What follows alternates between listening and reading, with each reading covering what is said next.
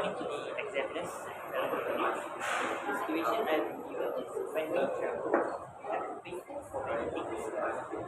Today I'm going to talk about paying for food. First of all, when we are traveling out of the country or when we are traveling to other countries or even states in Malaysia, we have to pay for many foods while considering the prices all around, especially for foreign countries like France, Germany, USA, where the foods are significantly more expensive than ours. So when we travel, we have to pay them by considering that we should consider to buy street foods because street foods are more cheaper and are bigger in portion compared to restaurant foods which are more expensive and doesn't have that much, doesn't have a very generous amount of portion. So this is the first thing that we should keep in mind while paying for food. Secondly, we can pay for food. We should always consider going cashless when we pay for food. This is because in other countries, in foreign countries like Indonesia, Philippines, or Thailand, the crimes such as theft, robberies often happens a lot. So by going cashless, we can ensure the safety of our and also track our expenses. But by this way, we can come up with advantage and disadvantages of our planning. So by this way,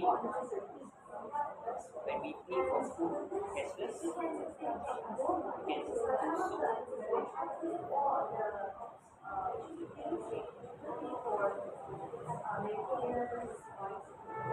ensure the safety of our money, which can save us a lot of time.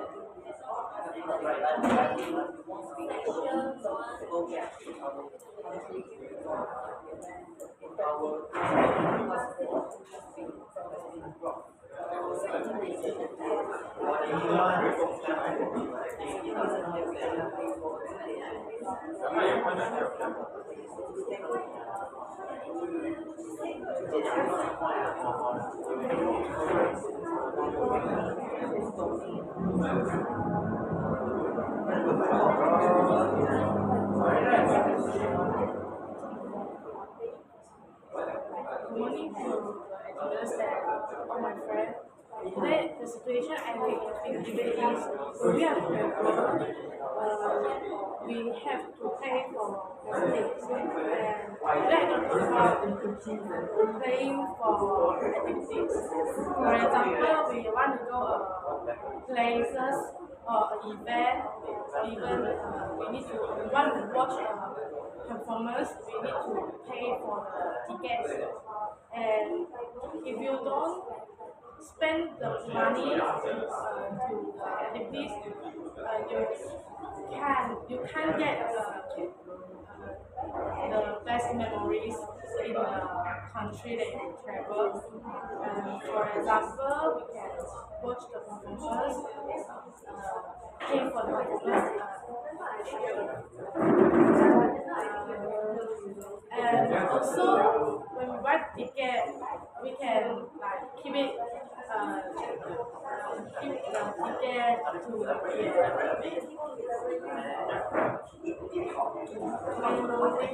things that when you finish the travel, you can carry back when you're playing at there, and it's okay. According to the examples and fellow candidates, the situation we have been given today is many tourists prefer cashless when traveling. Today we're going to talk about the advantages of doing cashless when traveling. So first of all, when we start this discussion, I'm going to talk about why doing cashless is much safer. This is because when we travel to countries that are underdeveloped countries like Indonesia, and they are underdeveloped part of that country, we are most likely to be exposed to robberies or dangers there because of unethical people, and this doesn't just happen in other countries but also in our own country. So by going cashless, we can reduce the risk of robbery or money theft that happen to us. So and after that, we can also track our expenses. This is because when going cashless, tourists can keep in mind that they are overspend, or they can track their money flow, their cash flow in and cash out, so that they won't overspend in other countries, which would get them in trouble when heading back to their mainland. How about you guys?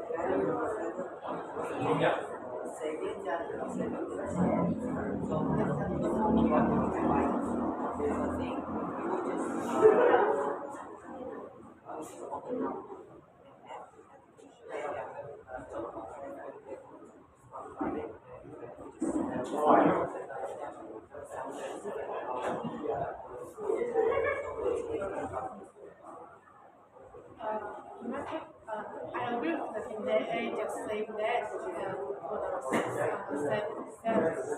safely because we don't need to carry too large amount of cash and this will cause the risk of losing the cash or when your card is losing or stolen by another person and we are get more higher exchange rates when we are using cash to exchange the other country cash. Okay, so we can when you are using cash to exchange, you will get higher fee. But if you use the cashless platforms such as PNG, you get a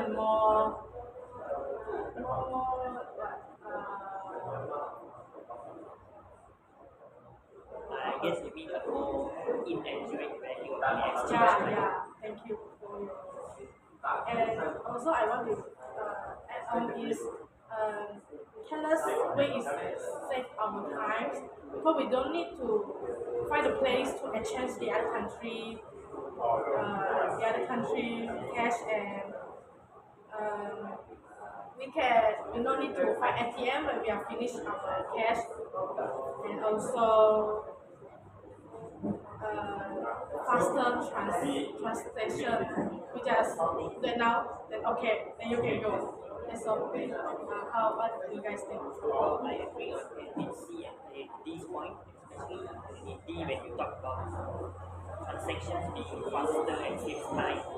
But I would also love to add a few more examples of my first point, which was safety of the money. I would love to give examples of countries.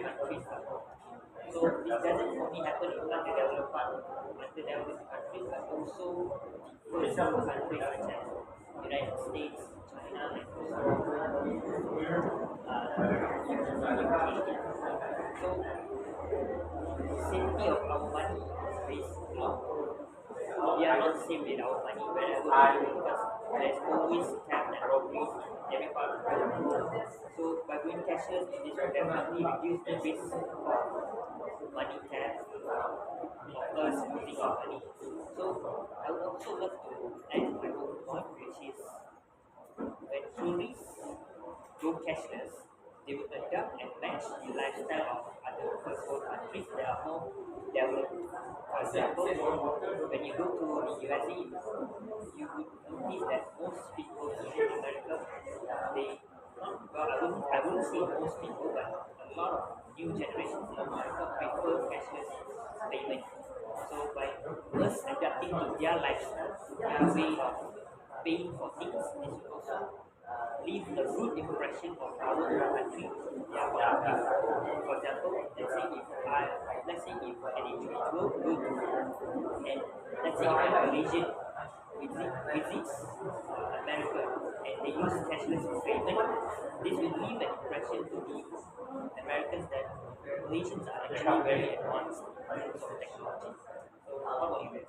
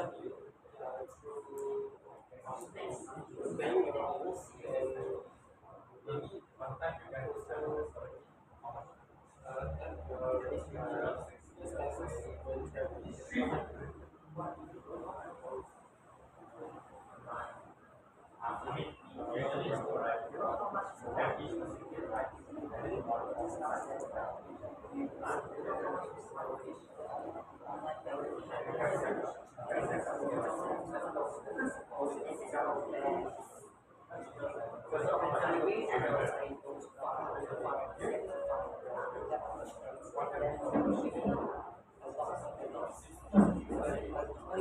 your opinion.